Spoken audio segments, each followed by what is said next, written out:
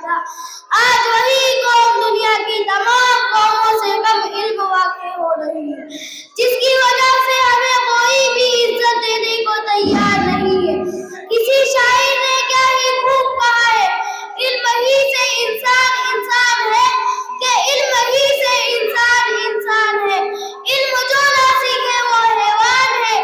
اس لیے آئیے آج سے ہم یہ عہد کرتے ہیں کہ قوم میں ایک ایک بچے کو دینی اور دنیاوی علوم سے آراستہ کریں گے اور مدرسوں، اسکولوں اور کالجوں میں بھیج کر انہیں آگے بڑھائیں گے تاکہ قوم ترقی کرے۔